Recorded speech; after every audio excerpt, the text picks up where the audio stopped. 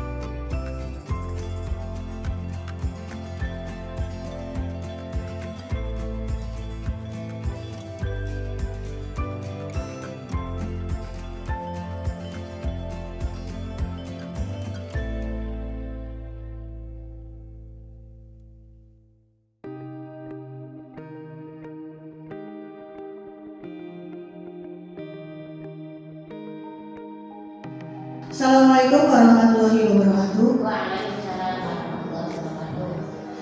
Terima kasih kami ucapkan kepada Bapak dan Ibu yang sudah berkenan hadir di ruangan ini pada siang hari ini untuk mengikuti sosialisasi budaya positif modul 1.4, di mana ini adalah kegiatan dari calon guru penggerak yang akan disampaikan oleh saya Galubrani Anindita dan rekan saya Pak Aditya Budi Setiawan.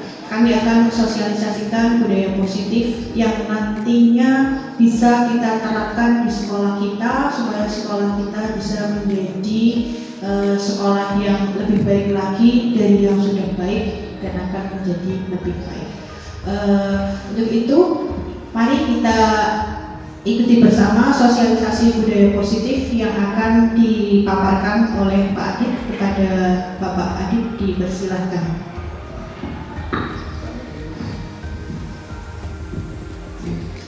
Assalamualaikum warahmatullahi wabarakatuh.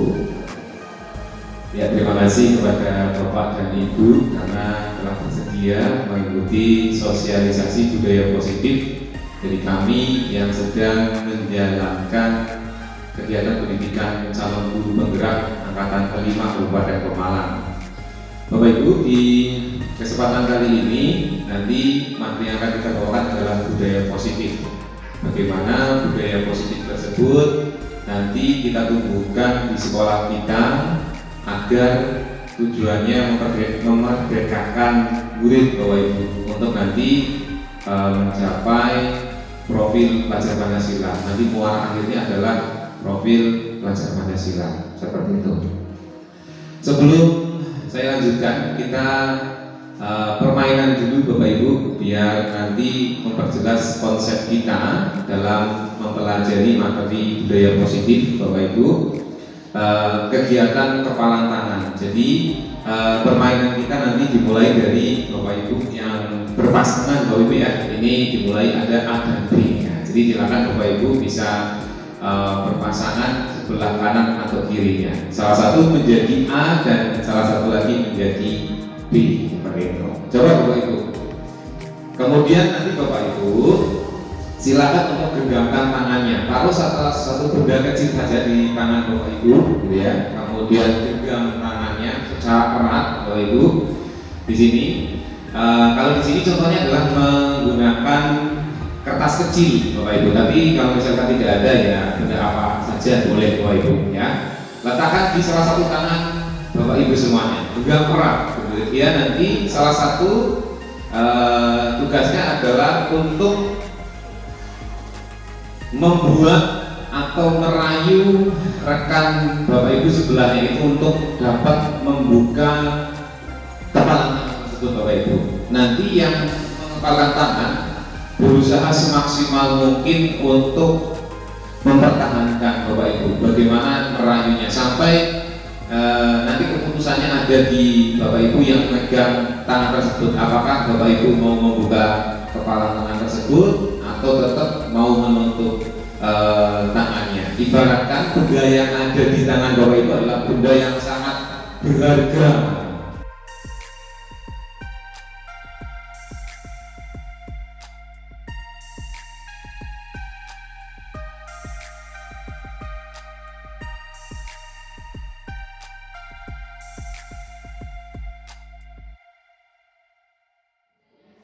Oke, Bapak Ibu semuanya, jadi dari permainan kepalan tangan tadi yang sudah kita laksanakan, sebetulnya permainan tersebut berkaitan dengan teori kontrol atau ilusi kontrol Bapak Ibu.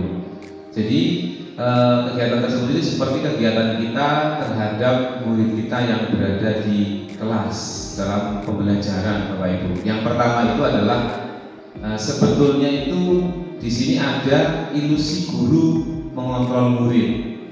Kemudian ada ilusi bahwa kritik dan membuat orang merasa bersalah dapat menguatkan karakter. Kemudian ilusi bahwa semua penguatan positif efektif dan bermanfaat. Ilusi bahwa orang dewasa memiliki hak untuk memaksa, seperti itu. Jadi Bapak Ibu, yang sering kita alami di kelas dalam pembelajaran itu seringnya seperti itu Bapak Ibu ya. Ilusi bahwa kita itu punya kontrol 100% kepada anak didik kita, murid kita Bapak Ibu. Jadi kita boleh menghukum murid kita atau kita boleh menyuruh dia untuk melakukan sesuatu yang tidak kita senangi ataupun mengontrol yang lain yang sifatnya tidak sesuai dengan keinginan hati anak atau murid tersebut. Tetapi murid tersebut karena dia posisinya sebagai murid, tentunya dia tidak akan menolak karena yang meminta adalah guru. Itu adalah serangkaian ilusi yang berkaitan dengan kontrol. Nanti akan dijelaskan di slide selanjutnya. Ini Bapak Ibu ya. Pertama adalah perubahan paradigma stimulus respon menuju ke teori kontrol. Teori stimulus respon tersebut yang kita sudah ketahui semuanya Bapak Ibu dari bangku perkuliahan sampai biasanya kita sudah terapkan di kelas Bapak Ibu, itu sebetulnya ada yang lebih positif atau lebih baik, namanya adalah teori kontrol Bapak Ibu. Yang pertama dicontohkan di sini, misalkan ada yang pertama kita mencoba mengubah orang agar berpandangan sama dengan kita ya. Kemudian teori kontrolnya adalah kita berusaha memahami pandangan orang lain tentang dunia. Jadi intinya di sini adalah kalau stimulus respon harus disamakan pandangannya. Tapi kalau teori kontrol itu berbeda-beda. Jadi mungkin pandangan anak terhadap suatu teori itu akan berbeda dengan anak yang lainnya, ataupun bahkan dengan Bapak Ibu guru di kelas. Kemudian yang kedua adalah perilaku buruk dilihat sebagai suatu kesalahan. Kemudian kalau teori kontrol, semua perilaku memiliki tujuan. Jadi anak-anak yang kita anggap salah itu sebenarnya mereka ada tujuannya atau ada sebabnya Bapak Ibu ya. Anak misalkan anak itu tidak memperhatikan waktu bapak atau ibu guru menjelaskan materi di kelas, mungkin dia ada sebabnya sebenarnya ya. Tapi kita menganggapnya itu biasanya satu sama ya. Misalkan anak itu tersebut tidak memperhatikan atau tidak sesuai lah ya dengan kriteria dari bapak ibu, harusnya anak tersebut mendengarkan dia dan sebagainya. Kemudian yang ketiga adalah orang lain bisa mengontrol saya.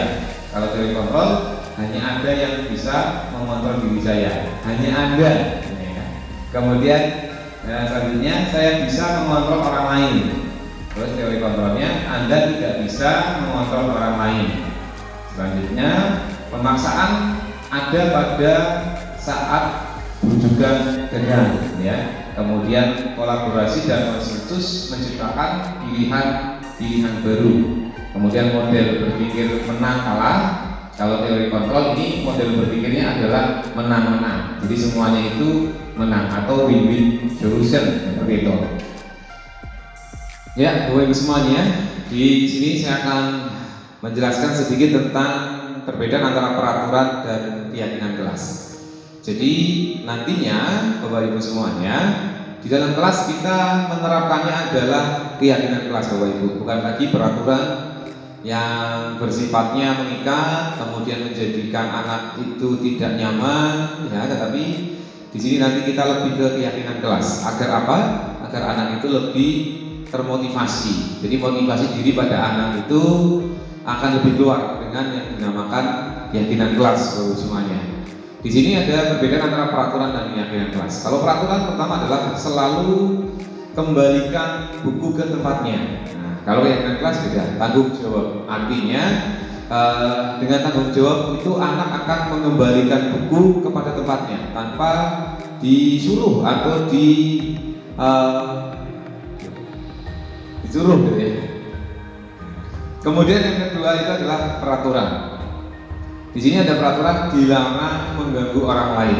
Kemudian keyakinan kelas adalah menghormati orang lain.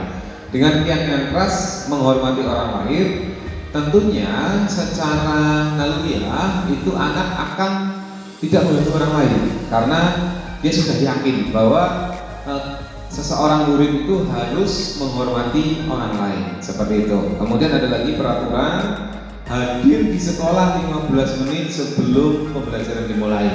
Dalam keyakinan kelas adalah menghormati orang lain dan berkomitmen Bapak Ibu. Jadi dengan dia datang ke sekolah itu 15 menit sebelum pembelajaran dia itu sudah berkomitmen dan menghormati orang lain. Dalam artian di sini adalah guru, Bapak Ibu, ya. Dengan kesadaran dirinya menghormati orang lain dan berkomitmen, dia tanpa ada kata-kata 15 menit sebelum pembelajaran dimulai harus sudah datang, dia sudah sadar bahwa dengan menghormati orang lain dan berkomitmen dia akan datang tepat waktu tanpa perlunya aturan-aturan yang diterapkan. Selanjutnya adalah dilarang melakukan kekerasan. Kemudian dalam keyakinan kelas itu keselamatan dan juga menghormati orang lain. Dengan keyakinan bahwa menghormati orang lain dan keselamatan itu dia tidak akan melakukan kekerasan pada temannya misalkan, ya. Jadi dia yakin bahwa menghormati orang lain itu sesuatu yang perlu diyakini. Jadi dengan sudah beranggapan atau berkeyakinan menghormati orang lain, dia tidak akan melakukan perbuatan-perbuatan yang menyakiti temannya, ya, atau mungkin gurunya juga bisa di sini. Seperti itu Bapak semuanya. Kemudian selanjutnya adalah peraturan dilarang menggunakan narkoba. Dan keyakinan kita kelas adalah kesehatan, keyakinan akan kesehatan. Tentu anak kalau misalkan sudah yakin akan kesehatan, anak tersebut tidak akan menggunakan narkoba, tidak akan merokok, gitu ya, tidak akan berbuat sesuatu yang membahayakan bagi kesehatannya, karena dia sudah yakin bahwa kesehatan itu dibutuhkan untuk dirinya sendiri. Selanjutnya ada bergantian atau menunggu giliran. Kalau keyakinannya adalah menghormati orang lain dan bersabar. Menghormati orang lain dan bersabar tentunya akan berefek, ya, langsung, yaitu dia kalau misalkan ada antrian atau ada kerumunan, dia akan sadar bahwa dia itu harus menunggu gilirannya.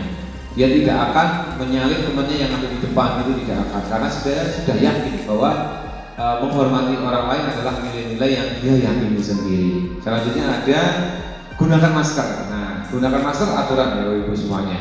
Kalau keyakinan kelasnya adalah kesehatan dan keselamatan, sama seperti tadi kesehatan, bahwa dengan menggunakan masker dia sudah sadar ya akan kesehatannya. Dengan menggunakan masker dia tidak akan tertular penyakit ataupun menularkan penyakitnya pada teman-teman sekelasnya, seperti itu. Kemudian peraturan itu jangan berlari di kelas atau koridor, karena berlari di kelas di koridor itu akan mengganggu kelas yang lainnya. Karena keyakinan kelasnya adalah keselamatan dan keamanan, seperti itu. Jadi mereka murid itu akan yakin dengan keselamatannya. Dengan berlari di koridor akan menyebabkan, kalau misalkan dia berlari bisa menyebabkan dia jatuh kemudian nanti terluka. Jadi kalau dengan kesadaran akan keselamatannya, dia akan tidak melakukan perbuatan tersebut. Selain berefek pada dirinya, juga akan mengganggu kelas-kelas yang ada di koridor atau jalan tersebut. Berikutnya yaitu apakah makna disiplin? Berasal dari bahasa Latin yaitu disiplina yang berarti belajar. Makna asal dari kata ini berkonotasi dengan disiplin diri dari murid-murid Socrates dan Plato. Disiplin diri membuat orang menggali potensinya menuju sebuah tujuan apa yang dia hargai. Kemudian namun dalam budaya kita, makna kata disiplin telah berubah menjadi sesuatu yang dilakukan seseorang pada orang lain untuk mendapatkan kepatuhan. Kecenderungan umum adalah menghubungkan kata disiplin dengan ketidaknyamanan, bukan dengan apa yang kita hargai atau pencapaian suatu tujuan yang mulia. Jadi kita selama ini cenderung bahwa disiplin itu endingnya tidak enak, tidak nyaman, karena kita harus seperti ini, harus seperti ini, harus seperti ini.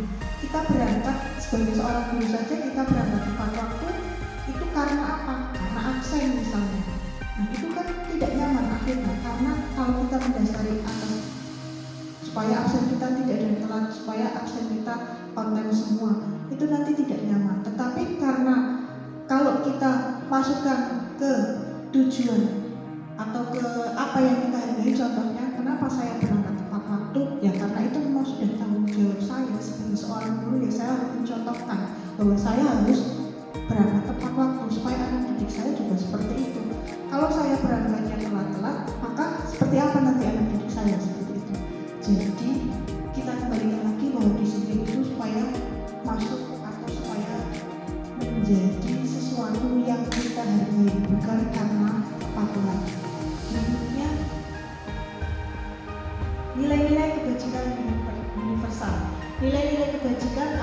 sifat-sifat positif manusia yang merupakan tujuan mulia yang ingin dicapai setiap individu.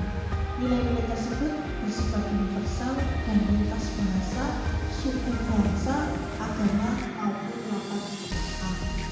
Nilai-nilai kebajikan universal ini yaitu setiap perilaku atau perbuatan itu memiliki tujuan.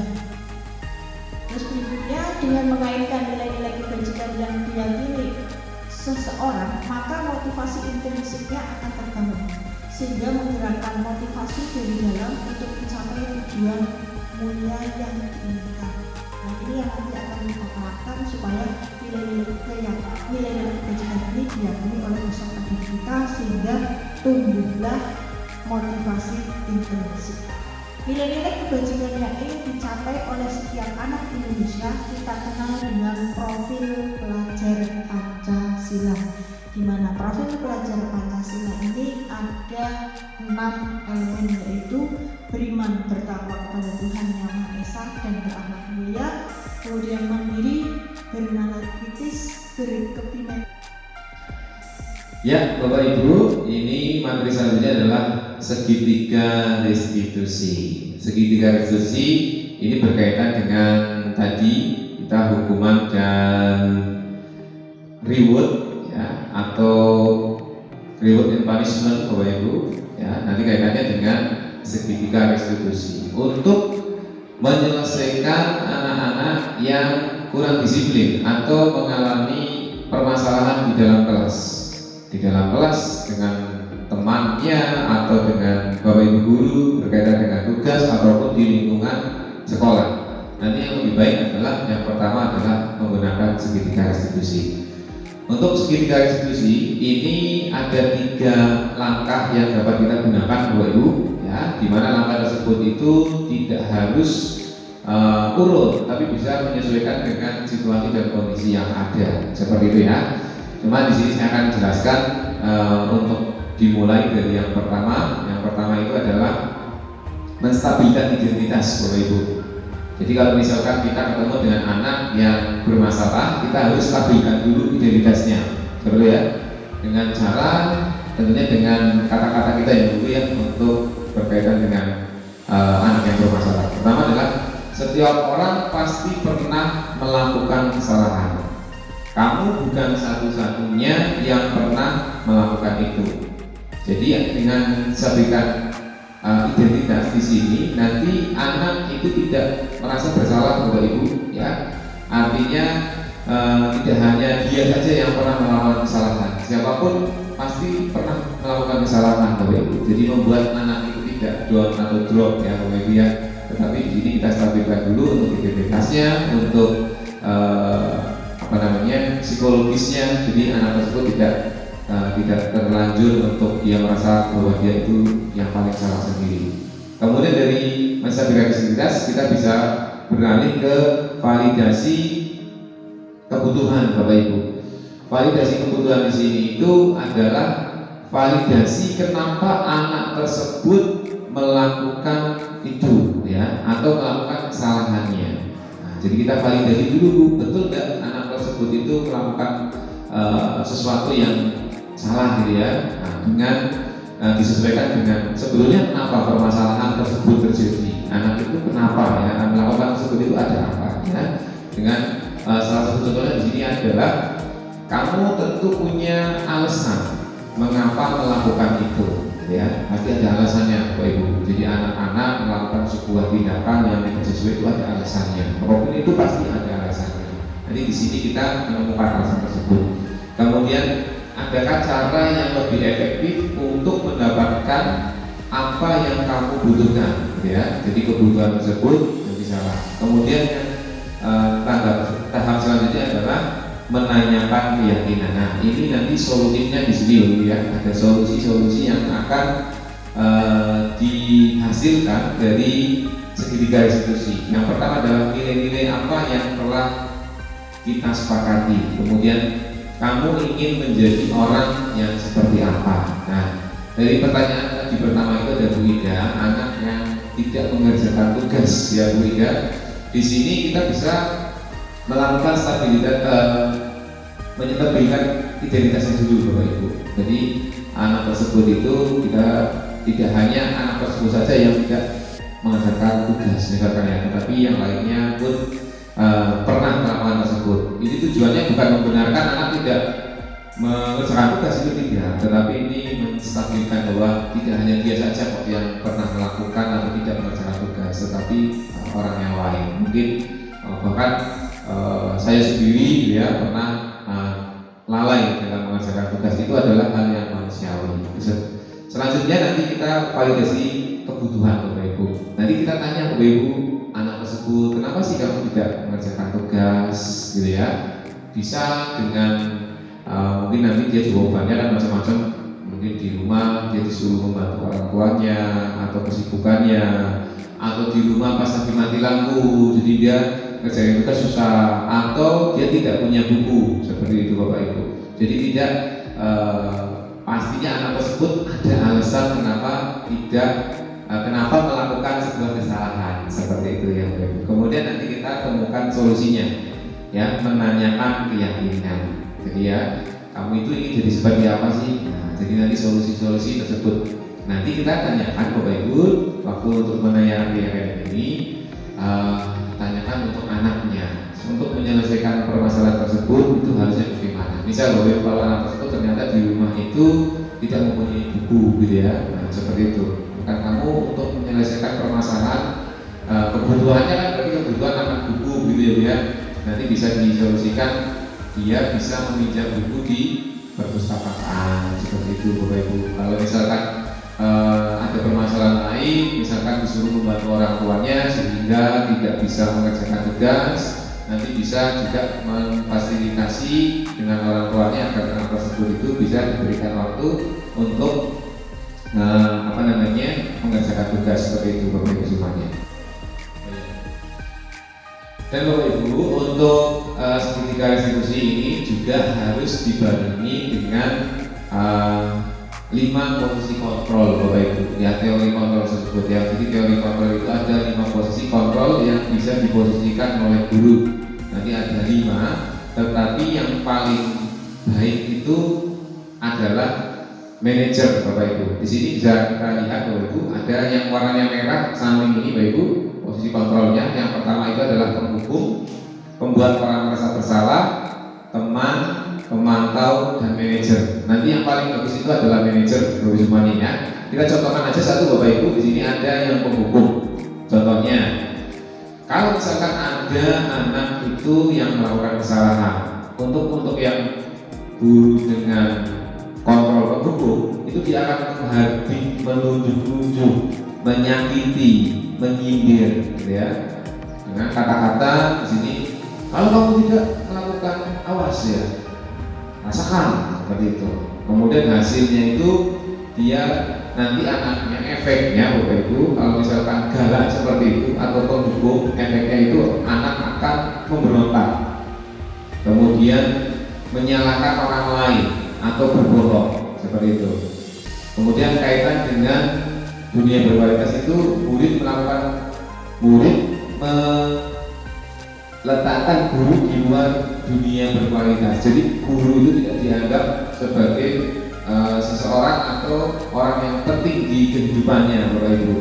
Kemudian murid berkata, biasa saja, nanti juga marah-marah lagi, gitu ya. Dampaknya pada murid adalah mengulangi kesalahan. Jadi sering terjadi Bapak Ibu, untuk posisi penghukum mungkin yang terjadi di lingkungan belajar kita, di sekolah kita, itu ada guru yang sering memarahi Bapak Ibu. Ini karakternya itu marah, kemudian meledak-ledak sambil menunjuk-menunjuk dia. Kamu itu salah, kamu itu gini, gimana sih kamu? Nah, itu nanti efeknya tidak baik untuk anak tersebut ya Bapak Ibu ya. Mungkin seringkali kalau misalkan kita perlakuan seperti itu, nanti anak tersebut itu memberontak atau dia menyalahkan orang lain, menyalahkan temannya, mungkin sebelahnya kamu sih gitu ya. Kemudian dia juga beralasan padahal itu tidak sebenarnya, karena dia takut akan posisi penghukum tersebut, gitu ya. Kemudian membuat orang merasa bersalah Bapak Ibu ya. Jadi karakter di sini membuat orang merasa bersalah itu dia berceramah, kemudian mengalahkan, seharusnya ibu kecewa dengan kata-kata tersebut ya Bu ya. Ini ada kata-katanya, kamu seharusnya, kamu sudah tahu ibu lelah sekali mengatakan ibu stres gitu ya, karena kamu beberapa kesalahan-kesalahan itu dibikin anak itu merasa bersalah. Ini juga sering terjadi. Kemudian efeknya nanti di sini dampak pada murid itu adalah murid itu merasa rendah diri bahwa dia itu ternyata kalau misalkan merasa bersalah, dia itu menjadi anak yang merasa tidak berguna atau menyalahkan dirinya sendiri atas ketidakmampuan dia dalam membahagiakan gurunya, kalau ini orang yang dia sayangi. Nanti efeknya di sini lebih bahaya Bapak Ibu dari posisi penghukum. Di sini nanti kalau misalkan anak sampai ke depresi, merasa begitu salah, dia nanti bisa mengakibatkan sesuatu yang sangat tidak diinginkan seperti itu. Kemudian posisi kontrol selanjutnya teman, Bapak Ibu ya, teman. Jadi di sini kalau teman itu lebih friend, namanya juga teman Bapak Ibu ya, dengan kata-katanya ayolah lakukan demi ibu, masa kamu tidak mau, ingat tidak ibu pernah bantu ini gitu ya. Nah, di sini nanti efeknya itu dari anak akan tidak mandiri Bapak Ibu. Yang paling kelihatan itu tidak mandiri, dia lemah atau tergantung dengan guru tersebut. Misalkan di sini ada Pak Irfan ya, menerapkan teman, kemudian menghadapi anak yang salah, kemudian nanti ketemu sama guru yang lain seperti itu ya. Nanti anak tersebut tidak mau kalau diselesaikan sama guru yang lain, itu tidak mau. Inginnya sama Pak Irfan, karena Pak Irfan itu dia anggap sebagai teman seperti itu. Nanti efeknya itu tidak baik untuk keberlangsungannya ke depan Bapak Ibu. Jadi kalau efek teman ini ya memang ada sisi baiknya, cuman sisi negatifnya itu tidak bertahan lama. Anak itu nanti akan bergantung sama Pak Irfan sebagai sosok ideal dalam dunia pendidikannya. Kalau tidak sama Pak Irfan tidak mau dia, tidak mau bercerita, tidak mau, pokoknya sama Pak Irfan. Ini efek teman seperti itu Bapak Ibu ya. Kemudian efek pemantau, di sini efek pemantau itu dia lebih melihat ada peraturan yang berlaku, gitu ya. Dengan kata-katanya apa peraturannya ya. Di situ. Jadi guru dengan posisi kontrol pemantau itu lebih menerapkan pada peraturannya. Ini ada bagusnya juga Bapak Ibu, cuma di sini memiliki efek yang kurang Bapak Ibu. Yang pertama itu adalah menitik beratkan pada sanksi atau hadiah pada dirinya. Jadi semua itu kaitannya dengan sanksi, salah dengan sanksi, gitu ya. Kalau benar hadiah. Jadi tidak membuat anak itu menemukan solusinya. Solusi dari permasalahan yang dihadapi. Beda dengan ini Bapak Ibu, posisi yang paling sesuai diterapkan dengan dunia pendidikan kita saat ini yaitu posisi manajer. Apa itu posisi manajer? Posisi manajer adalah posisi di mana guru berperan berkolaborasi dengan anak untuk menyelesaikan permasalahan dari anak tersebut. Gitu Bapak Ibu. Di sini ada guru berdua untuk mengajukan pertanyaan-pertanyaan, pendekatan-pendekatan. Kemudian contohnya adalah apa yang kita yakini, apa yang bisa kamu kerjakan untuk memperbaiki masalah itu. Kemudian nanti efeknya Bapak Ibu, jadi anak itu lebih bisa mengevaluasi dirinya, bagaimana cara memperbaiki dirinya. Dengan posisi manajer diharapkan anak itu akan menjadi seorang yang mandiri menyelesaikan permasalahannya, tidak bergantung pada siapapun. Seperti itu Bapak Ibu. Jadi nanti kalau misalkan di kehidupan nyata atau di rumah, dia akan bisa menyelesaikan permasalahannya sendiri dengan tadi ya Bapak ya, untuk posisi manajer ini dibarengkan dengan segitiga restitusi.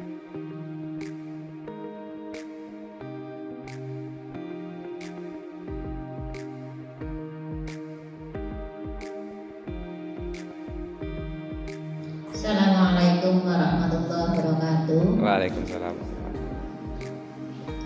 Ini berkenaan dengan kebiasaan kita atau kebiasaan saya pribadi. Kalau misalnya di kelas itu ada anak yang kurang disiplin, mungkin dalam mengerjakan tugas dan sebagainya, itu kan diberi hukuman. Lah, dengan adanya teori-teori ini, itu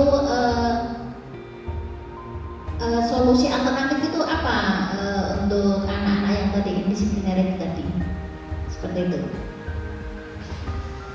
Ya, terima kasih Bu Ida atas pertanyaannya. Pertanyaannya sangat bagus Bu Ida untuk kita bahas bersama, karena ini kontekstual langsung berkaitan dengan apa yang sering terjadi di dalam kelas. Jadi kemudian ada anak yang tidak disiplin, kemudian biasanya kita sering hukum. Bagaimana menurut teori kontrol bagaimana untuk menghadapi atau menyelesaikan untuk anak-anak yang bermasalah seperti itu.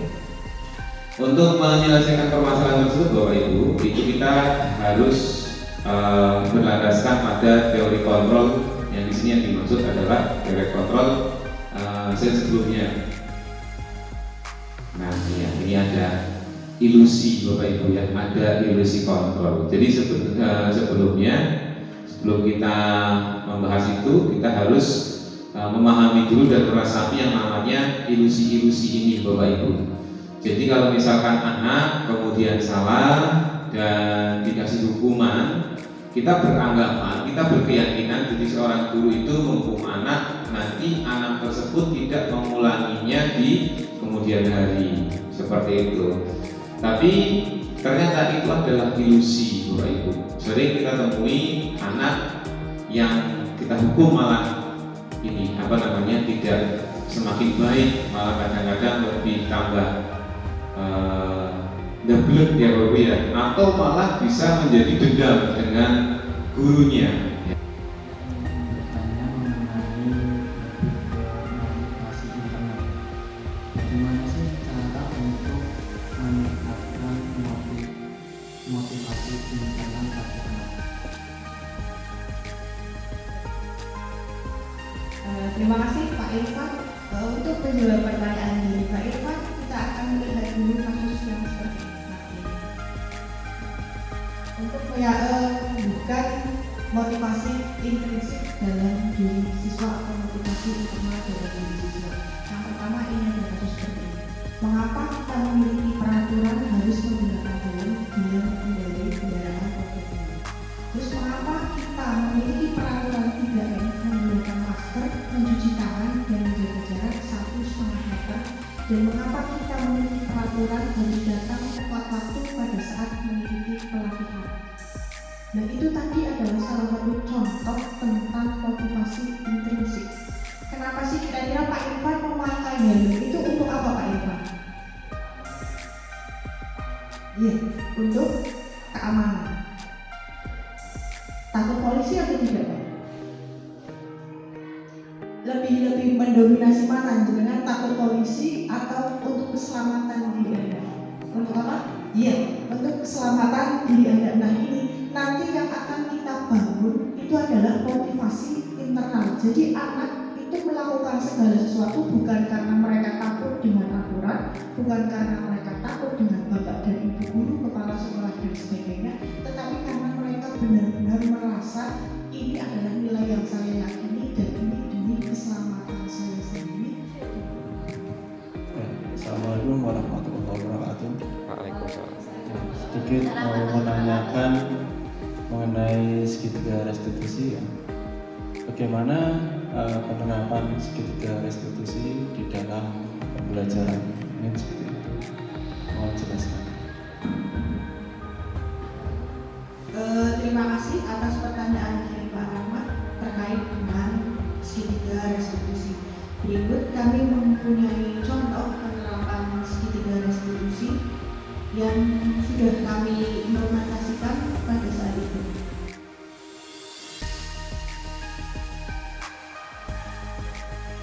Nah, ini adalah salah satu penerapan segitiga restitusi di mana kita tahu sendiri peserta didik di sekolah kita, terutama anak perempuan, itu banyak sekali yang memakai lipstik.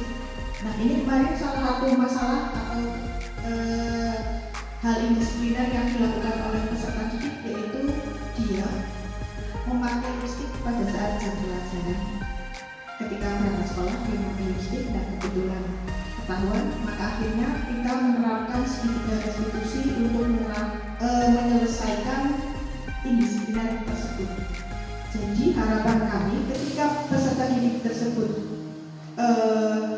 kita selesaikan masalahnya menggunakan segitiga restitusi, peserta didik tersebut itu merasa dirinya itu merasa tidak menjadi terdakwa atau tersangka, dia tidak terlalu merasa bersalah, tetapi nanti endingnya dia bisa menyelesaikan masalah ini sendiri dan dengan tanpa membuatnya menjadi seorang yang saya itu sangat bersalah. Kami ucapkan terima kasih kepada Bapak dan Ibu yang sudah berkenan hadir mengikuti sosialisasi pada siang hari ini. Semoga sosialisasi pada siang hari ini dapat bermanfaat untuk kita semua dan dapat kita terapkan di sekolah kita sehingga sekolah kita bisa menjadi lebih baik lagi. Terima kasih. Akhir kalam, terima kasih. Wassalamualaikum warahmatullahi wabarakatuh.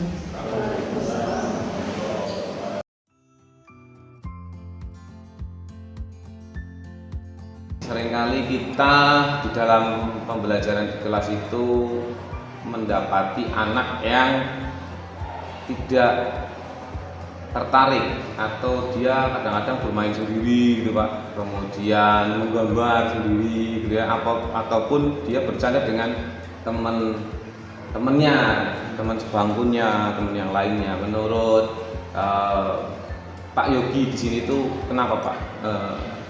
Permasalahan apa Pak yang menyebabkan anak itu kurang perhatian dengan belajarnya di kelas Pak? Kalau menurut saya sih, kenapa anak ketinggalan seperti itu mungkin dipengaruhi oleh dua faktor Pak. Ya, Faktor internal dan faktor eksternal. faktor eksternal. Nah, faktor internal itu faktor-faktor yang berada di sekolah kita, SMP kita. Iya, iya. Mungkin dari kepala sekolah, guru, sampai dengan ke metode pembelajaran. Oke. Kemudian faktor dari eksternal itu dari luar sekolah. Dari luar sekolah ya Pak? Mungkin bisa dipengaruhi dari keadaan orang tua di rumah yang kurang perhatian sehingga di kelas seperti itu. Di sisi lain secara faktor internal mungkin metode pembelajaran perlu diperbaiki.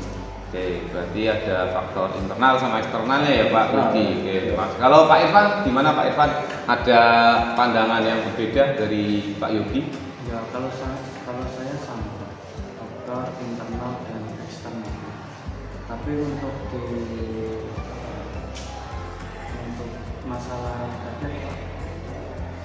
Masalah anak yang kurang perhatian dalam belajar, anak itu bermain sendiri atau menggambar dan sebagainya. faktor utamanya itu kalau masalah pembelajaran berarti yang internal di evaluasi baik dari segi pembelajarannya, terus bagaimana guru memperlakukan anak, memberi suasana yang bagus. Saya lebih utamanya itu karena faktor internal Internal ya Pak? difokuskan karena masalah pembelajaran di kelas. Dari pembelajarannya. Oke, gitu ya Pak Irfan. Terima kasih Pak Yogi sama Pak Irfan. Jadi kemarin itu saya mendapatkan materi dari modul guru penggerak itu ada sedikit yang berbeda Pak. Jadi gini, ada yang namanya 5 kebutuhan dasar yang dia harus dipenuhi atau didapatkan oleh anak, seperti itu. Ada 5. Salah satunya adalah kalau berkaitan dengan pembelajaran itu adalah kebutuhan akan kebebasan Pak. Jadi kemarin saya juga sempat tertarik dengan kebutuhan tersebut. Salah satunya adalah kebutuhan kebebasan. Jadi anak itu belajar di kelas kemungkinan dia itu butuh akan kebebasan, akan pilihan. Jadi kalau kita perhatikan kan anak itu mempunyai kodratnya sendiri Ada anak yang lebih suka bermain di luar, kemudian yang cuman suka membaca ataupun suka berbicara. Di situ jadi sesuatu kesatuan begitu ya Pak Yogi, Pak Irfan. Ya. Jadi kemungkinan itu anak merasa bosan ya Pak ya, tadi internalnya dari pembelajarannya merasa bosan dengan metode yang diterapkan oleh gurunya, seperti itu. Mungkin gurunya kalau misalkan kita ibaratkan guru bahasa Inggris mengajarkan hanya tekstual di dalam kelas, anak tidak berpraktek langsung gitu ya Pak. Jadi dia merasa bosan, akhirnya dia melampiaskan dengan menggambar ataupun ngobrol ya. Seharusnya guru tersebut mempunyai inisiatif bahwa anak itu harusnya divariasi model pembelajarannya seperti itu Pak ya. Jadi kebutuhannya akan pilihan belajar itu lebih variatif, jadi anak lebih tertarik dan lebih semangat lah dalam belajar. Begitu nggih Pak ya. Bu, pernah enggak Bu khusus itu melakukan, misalkan ada anak yang salah nih Bu, dihukum berat? Belum pernah. Biasanya apa Bu dengan kalau misalkan ada anak yang salah, misalkan tidak mengerjakan tugas Ini dinasehati dulu. dinasehati. Dikasih waktu mau melaksanakannya kapan. Terus Ya udah, sampai sesuai janjinya, dan nanti pas janjinya semua 1 minggu ditagih lagi. itu ya Bu. Berarti berdasarkan kesepakatan apa Bu? Iya. Kesepakatan antara Bu Susi dan anak. Kan dilihat dulu kemampuannya. Dia nggak mengerjakan itu karena dia tidak mampu mengerjakan atau karena malas dulu. Sebabnya dulu ya. Iya. Ada sebabnya. Terus nanti dia memberikan solusi gitu. Atau solusi ini dari Bu Susi? Kalau sudah mentok ya nanti saya mungkin dari soal berapa dikurang. Apa sih kamu materi ini dulu semua kan pas ada soal 10 saya belum selesai Bu, misalnya sekian ya. Jadi disesuaikan lah dengan anak ya. Pernah marah nggak Bu di kelas? Ya kalau sudah keterlaluan ya mungkin saya secara langsung kadang ada. Marah secara omongan ya, tapi tidak Iya, melakukan enggak, hukuman. enggak. Tapi kan kalau Bu Susi tidak melakukan hukuman atau konsekuensi, nanti anaknya jadi ini. Hukumannya nggak di depan mereka. Berarti dilakukan sendiri, Iya. tidak secara langsung di depan Iya. anak yang lain gitu ya. Iya. Karena akan menyebabkan anak tersebut menjadi malu mungkin ya Bu ya. Iya. Secara psikologis tidak baik gitu. Iya. Oke. Membahas yang namanya 5 posisi kontrol Bu di sini. Jadi 5 posisi kontrol itu yang sering digunakan di dunia pendidikan, salah satunya adalah menghukum, kemudian membuat merasa bersalah, kemudian sebagai teman, kemudian sebagai pemantau, dan yang satu lagi adalah sebagai manajer Bu. Seperti itu. Mungkin Bu Susi ini menerapkan manajer ya berarti ya Bu ya. Manajer itu berarti anak disadarkan akan kesalahannya Bu, akan kesalahannya, kemudian dia melakukan solusi sendiri Bu, solusi sendiri yang disepakati bersama. Jadi nanti anak itu menyelesaikan permasalahannya itu bagaimana, ditawarkan ke anak dulu. Jadi anak nanti akan lebih tekstual, artinya dia lebih merasakan gitu kesalahannya. Nanti dengan harapan itu anak tersebut selanjutnya itu tidak mengulangi tersebut. Jadi mereka benar-benar tematik, jadi merasakan betul dia salah, kemudian mencoba memperbaiki. Demikian Bapak dan Ibu guru hebat, aksi nyata modul 1.4 yang sudah saya terapkan kepada murid di kelas dan juga rekan guru yang lainnya. Terima kasih, salam dan bahagia.